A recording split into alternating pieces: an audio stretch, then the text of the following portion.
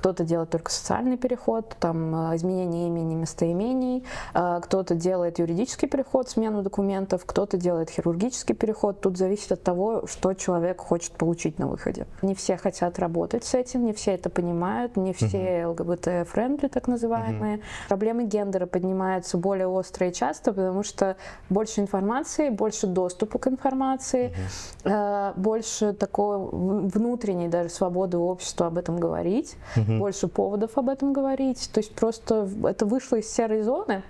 Действительно нормально экспериментировать, действительно нормально сомневаться в своей идентичности, искать себя.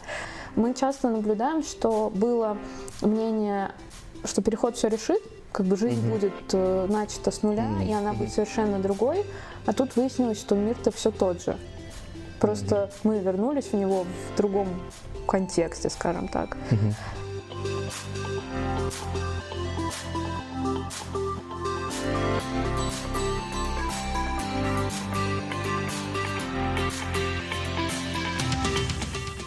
Меня зовут Родион, и я трансактивист из Эстонии, и сегодня мы разговариваем с Анной Столяровой.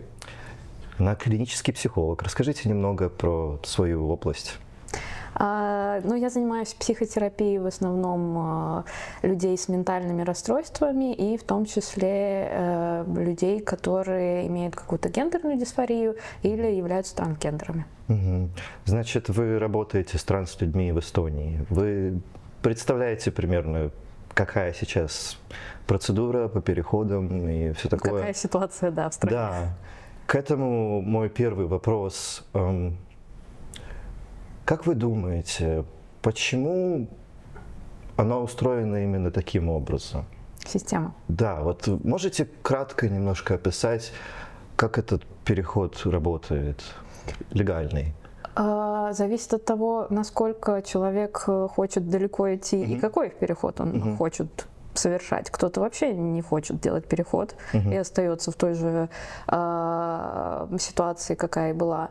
Кто-то делает только социальный переход, там изменение имени, местоимений, кто-то делает юридический переход, смену документов, кто-то делает хирургический переход. Тут зависит от того, что человек хочет получить на выходе.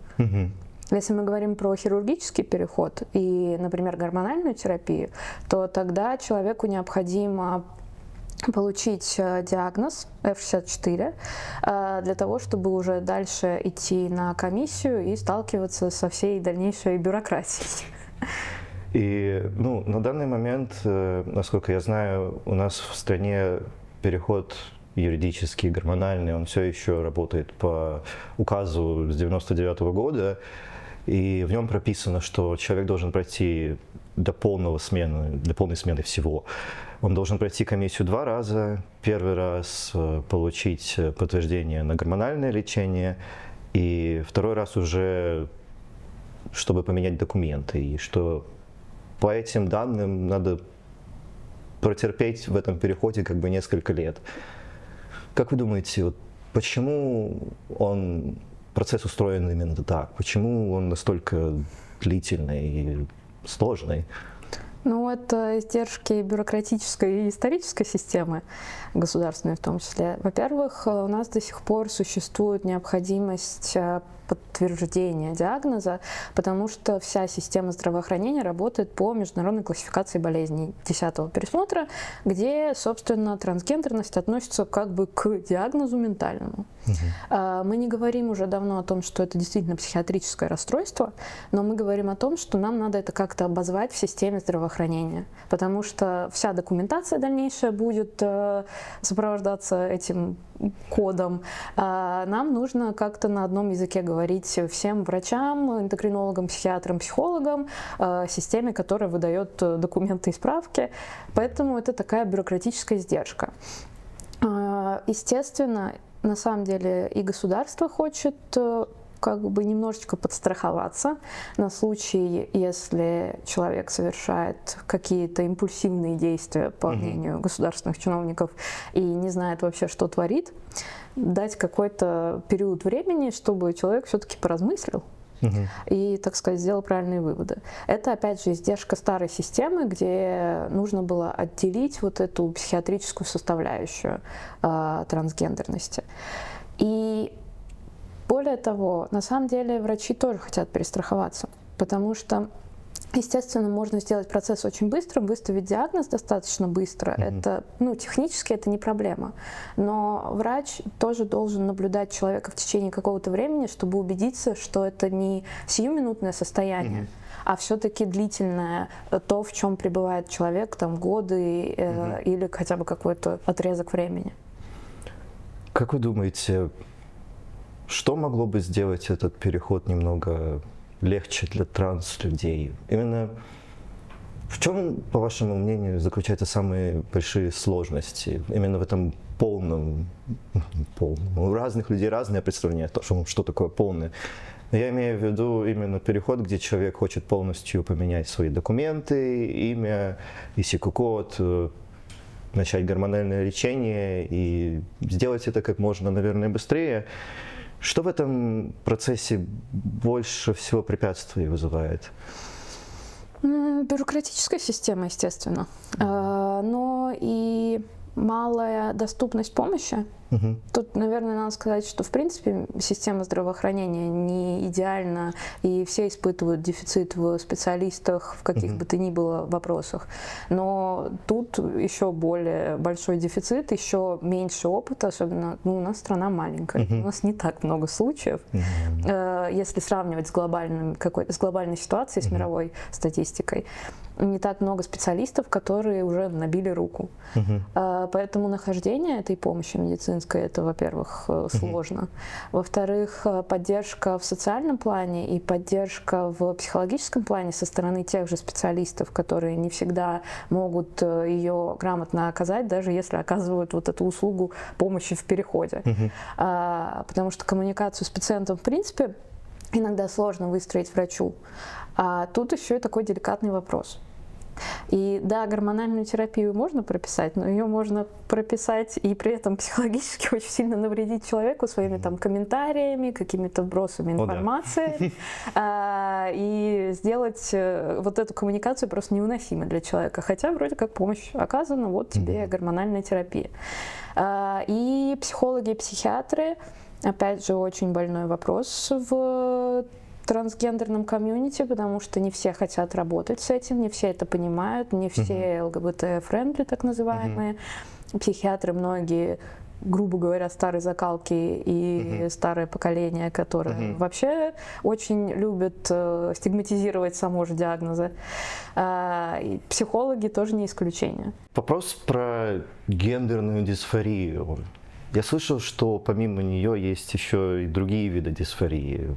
Можете подтвердить? Есть другие виды дисфории. Чаще всего гендерную дисфорию рассматривают вместе с дисморфофобией, которая часто встречается у людей, например, с расстройством пищевого поведения, или у людей, у которых есть недовольство своим телом, какой-то частью тела.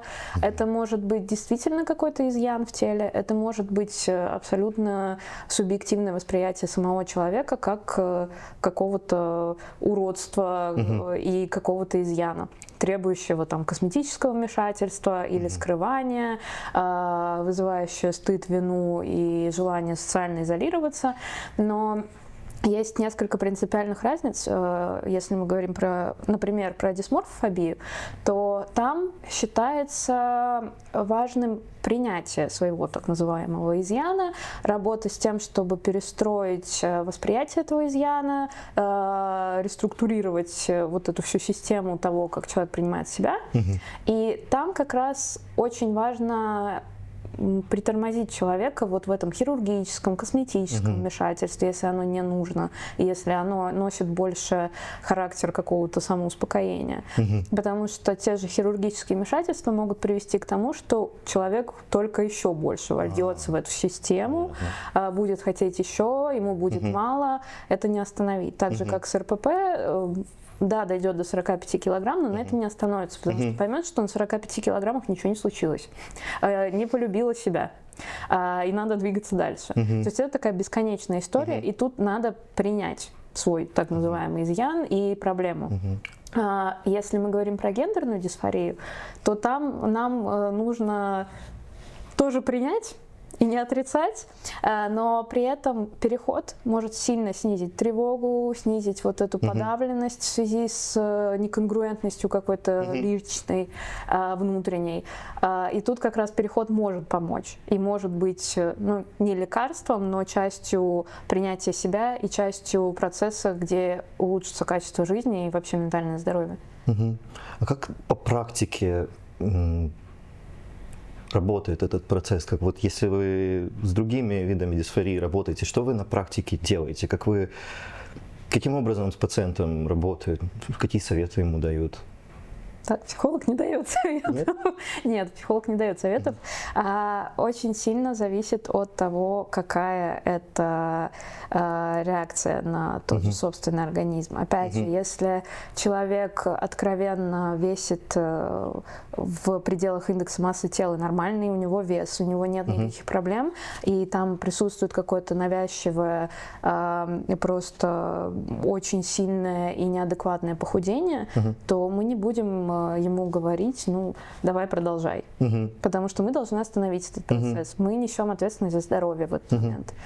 Если мы работаем с человеком, у которого есть какие-то проблемы гендерной идентичности, непринятия себя, мы говорим: окей, давай подумаем, как мы это можем влить в твою жизнь, чего ты хочешь получить на выходе, как ты хочешь вообще переходов, или тебе нужно просто разобраться с собой, ты хочешь какого перехода, если ты его хочешь, как нам тебе помочь, какие проблемы ты испытываешь в социуме, какие есть дополнительные проблемы, там, может, даже ментального здоровья, потому что депрессивные и тревожные расстройства очень часто сопутствуют. И тот же, на самом деле, аутистический спектр встречается среди трансгендерной популяции чаще гораздо. Это не потому, что это причина, это не потому, что это взаимосвязано именно причинной связью. Нет, но просто есть куча других проблем, которые тоже всплывут, скорее всего, в терапии, и которые тоже требуют решения для именно улучшения качества жизни. У меня такое наблюдение и такой вопрос, что в последнее время все больше и больше видно, не только даже молодежи, просто видно больше людей, которые экспериментируют со своим гендером, которые не бинарные, которые пробуют разные вещи, так или иначе выходят из этой гендерной формы. И многие люди считают, что это не просто тенденция, это мода. Как вы к этому относитесь? У нас, ну, я согласна с тем, что это тенденция, потому что у нас действительно больше зарегистрированных медицински обоснованных случаев трансгендерного перехода. Тут отрицать нельзя. Но это не мода, потому что у нас сейчас, в принципе, все ментальные расстройства растут в геометрической прогрессии. Все проблемы гендера поднимаются более остро и часто, потому что больше информации, больше доступа к информации, больше такой внутренней даже свободы общества об этом говорить, больше поводов об этом говорить. То есть просто это вышло из серой зоны. Естественно, этого стало больше, но опять же, это такая немножко спекулятивная тема. У нас, в принципе, население стало больше, популяция человечества растет, популяция тех, кто попадает в поле зрения психологов, психиатров, растет.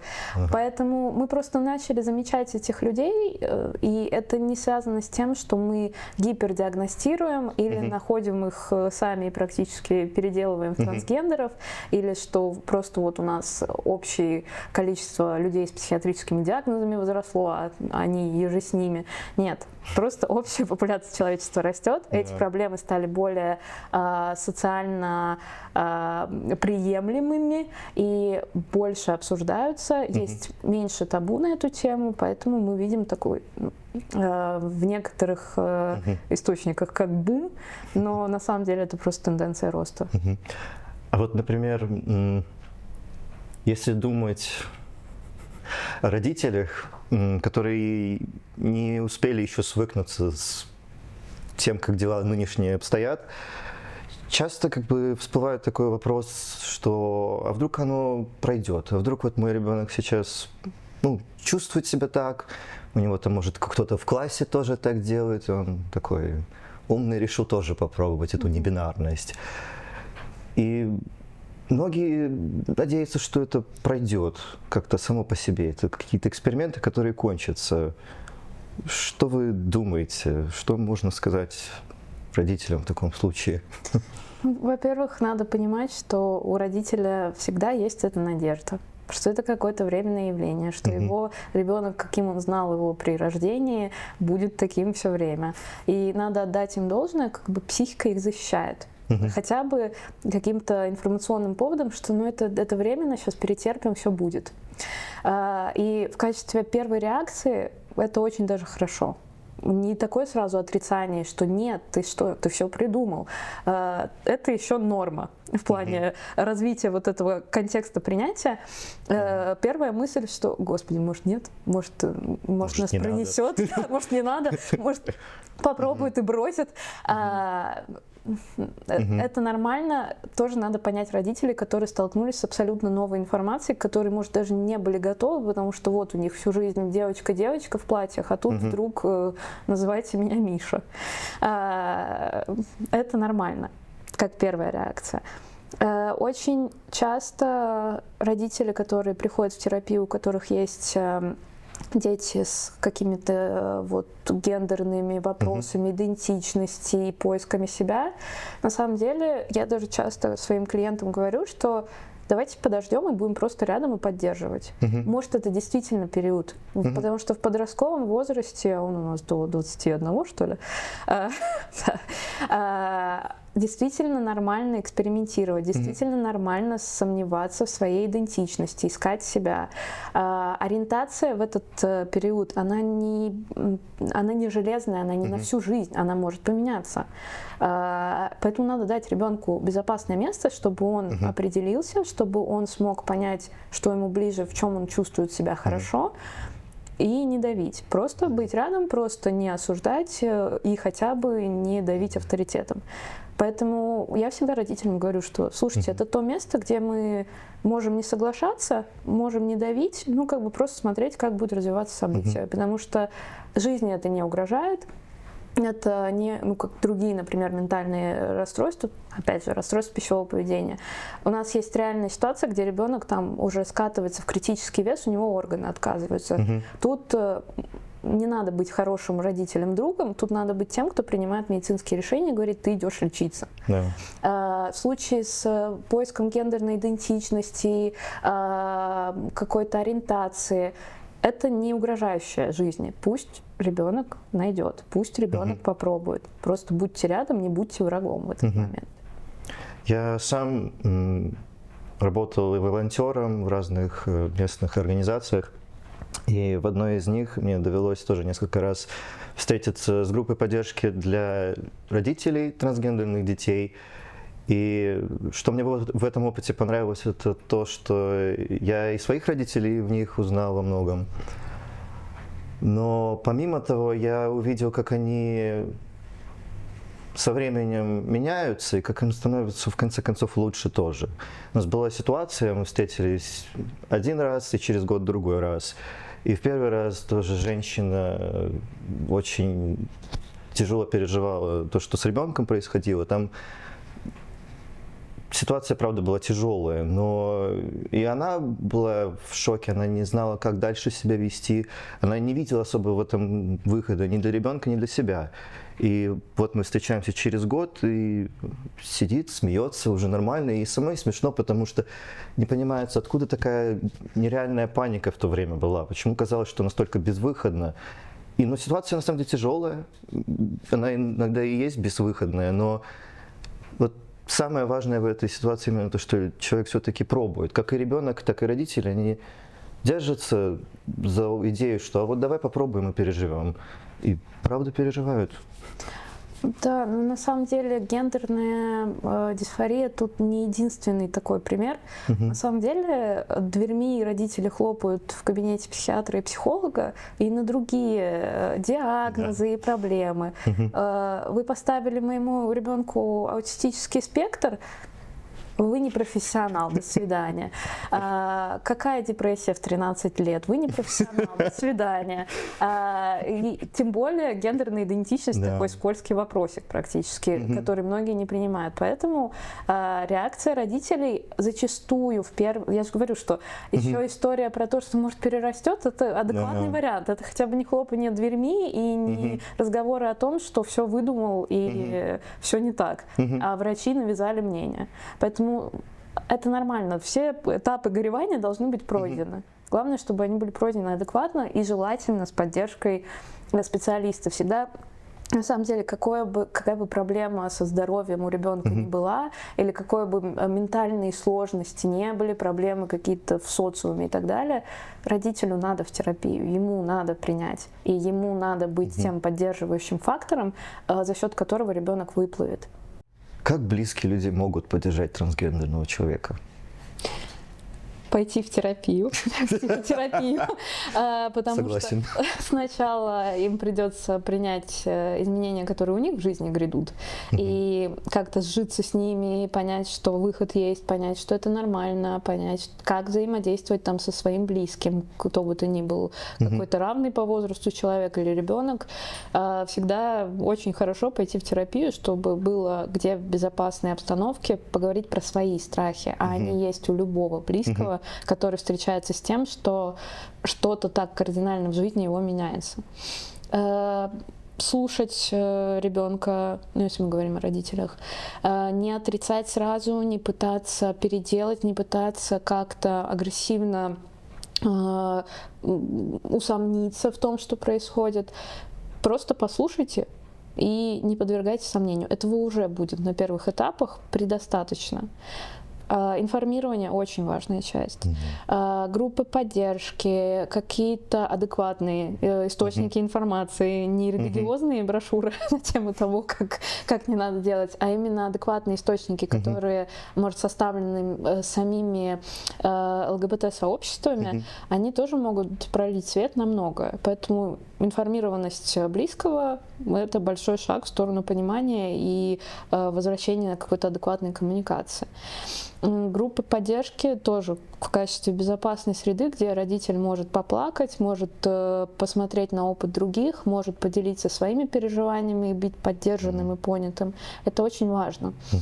И, конечно, лучше всегда спросить самого человека, какая помощь ему нужна. Так работает совсем. Особенно если это такая неизведанная сфера, как гендерная дисфория, проблемы гендерной идентичности. Всегда лучше спросить, какая помощь человеку нужна, где он ее не хочет, где вам, может, надо взять его за руку и пойти вместе с ним в государственные органы, потому что он сам этого не выдержит напора. Хорошо. А где надо от него отстать и как бы не трогать его, он сам разберется и может даже лишний раз не поднимать какие-то определенные темы, которые триггерят. То есть это все очень индивидуально. Не надо думать, что есть какой-то план «делай так», и все будет классно. Спросить у человека, выслушивать, не уходить в отказ и в отрицание. Да, знаете, я тоже хотел сказать, что из личных наблюдений, опыта, вижу, что обеим сторонам в случае перехода очень нелегко. И больно смотреть на самом деле, потому что люди, даже близкие, испытывают такую перемену и хотят друг с другом эту перемену обсудить, но в этом моменте как раз-таки это почти что самое болезненное решение, потому что их травмы как бы друг друга кусают этим. Что один человек, например, хочет принятия, потому что, может, он еще сам не уверен в том, что он принимает такой огромный шаг, это жестоко поменяет, и страшно, хочется поддержки от родителя, например. А родитель-то сам в шоке, он, не знаю, пришел с работы, да, телевизор включил, а тут упал снег на голову, и что делать дальше? И хочется как-то тоже понять, принять, обнять, но вот этот первый период, он и есть тяжелый, и для этого я, наблюдая, как люди в группах поддержки, транслюди и родители этих транслюдей, как они находят какой-то общий язык, как у них есть возможность обсудить все вот эти вот проблемы и не беспокоиться слишком о том, как корректно они это говорят. потому что они не умеют еще, не смысла немного ожидать от человека такого навыка из ниоткуда. Обычные люди, поэтому хорошо найти какую-то поддержку в обеих случаях и хорошо все равно как-то показать, что человек пытается, что там не все так безнадежно. Ну, и вообще родители, которые сталкиваются с какими-то такими проблемами у ребенка и с любыми другими ментальными расстройствами, им всегда хорошо сходить на группу поддержки. И многим даже не потому, что им самим вот надо высказаться и так далее, а посмотреть, что есть люди, которые это прошли или которые на другом этапе этого прохождения, и успокоиться, что это возможно, живые люди через это проходят, у кого-то может быть хуже, у кого-то лучше, и очень вдохновляют их истории там принятия и того, как получилось в семье найти способы взаимодействия. Но на первых этапах, в принципе, такое столкновение с гендерной какой-то трансформацией ребенка — это, по сути, проживание утери и потери. Да. Им нужно как бы похоронить все, что было до этого. И там все стадии принятия горя, которые работают в случаях, когда реально кто-то умирает, они, в принципе, работают так же.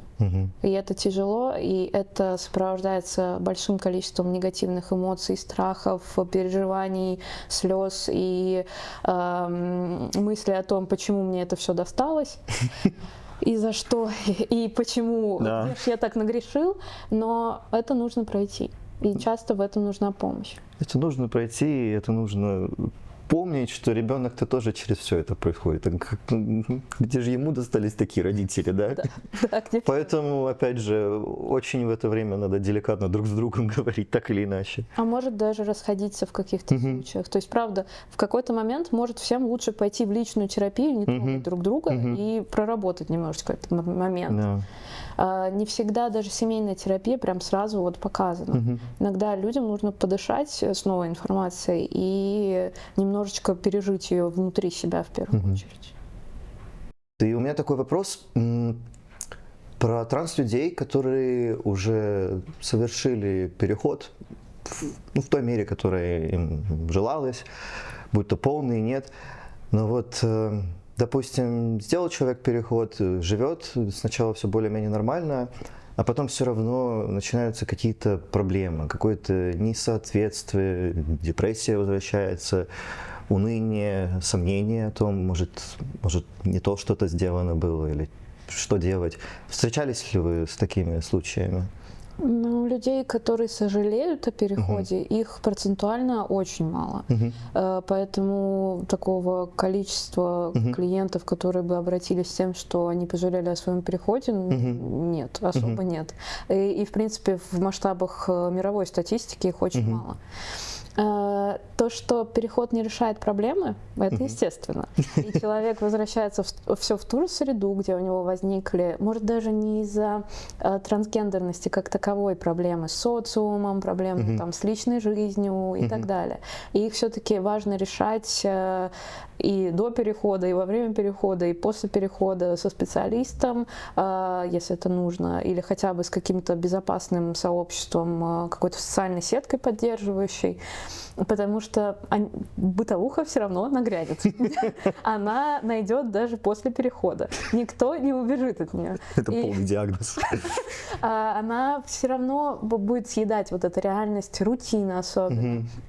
Будет какой-то эйфоричный этап после перехода, особенно, ну, если там был хирургический, гормональный, когда процесс уже завершен, мы имеем как бы конечный результат, мы им довольны, какое-то время нас все устраивает, все классно, а потом начинается рутина, которая нас еще до перехода очень сильно триггерила.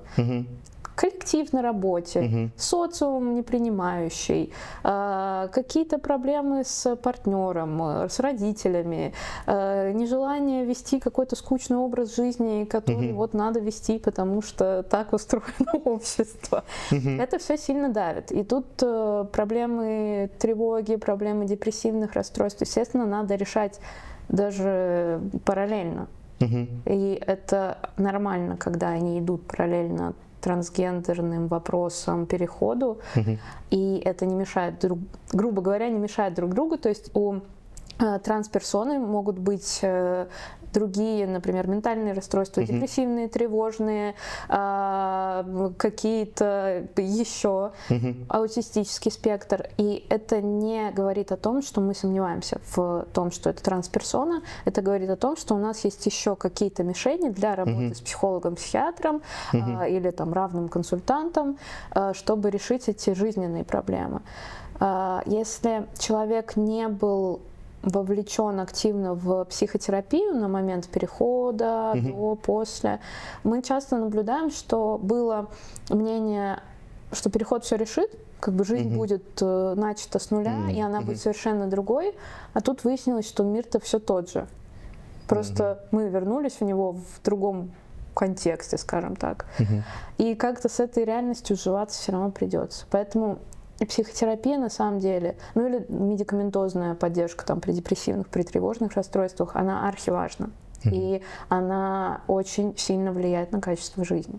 Я на самом деле тоже наблюдал людей, которые в таком положении и были примерно, где они уже совершили этот переход, но все равно как бы новая волна депрессии нахлынула. И все, что вы сказали, это очень актуально. Я думаю, что в довесок к этому всему приходит тот факт, что человек уже четко в этом обществе существует как транс-человек. И где раньше была бы возможность как-то что-то, может, отрицать или не принять, или, грубо говоря, передумать, то сейчас вы как бы уже вот приняли решение, и вы видите, как общество относится к транс-людям, и это не очень, не очень хорошо относится, и поэтому как бы оно давит с новой силой в каком-то смысле. Оно давит, и то, что такие вот дела, такая вот жизнь, нам надо с этим смириться. Я думаю, что это определенная новая волна депрессии приходит с этим тоже. А еще вопрос в том, как человек ведет себя после перехода. Потому что кто-то остается в комьюнити, активно в это вовлечен, и его могут, например, триггерить там социальные ситуации, которые возникают в этом комьюнити или по отношению к комьюнити. Вот эта общая мировая несправедливость, попытки с ней бороться, это тоже может вызывать определенную тревожность.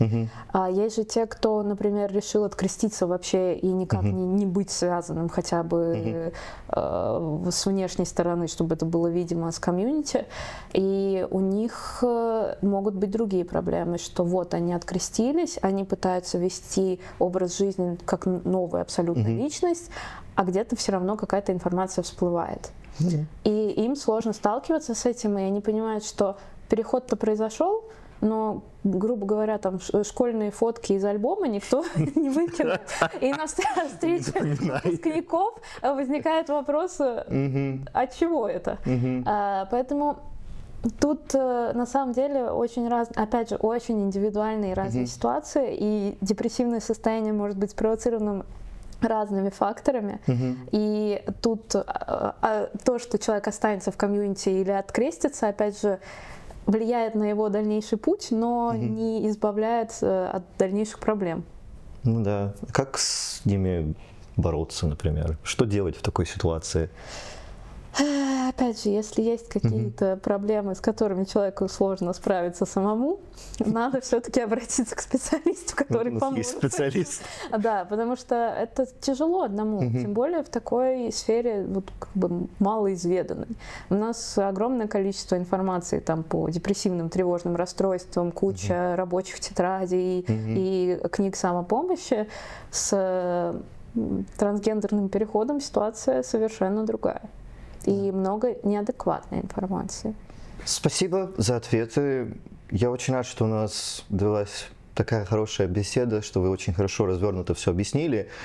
И я рад, что у нас есть возможность это устроить, потому что даже если какие-то вещи кажутся людям более-менее понятным, особенно там транс-людям, они могут подумать, ну, я и так эту жизнь прожил, что чего я тут не знал. Все равно очень важно об этом говорить, очень важно людям видеть, что другие люди об этом говорят, и что у нас есть люди-профессионалы, которые готовы об этом говорить также и готовы говорить открыто точно и без каких-то предвзятостей. Спасибо вам большое за это. Я надеюсь, что это поможет в том числе кому-то найти помощь и кому-то уйти, найти какое-то успокоение и понимание того, что выход есть, и он может быть вполне в хорошее и светлое будущее. Да. Так что и вам, зрителям, надеемся донести хорошее, светлое будущее.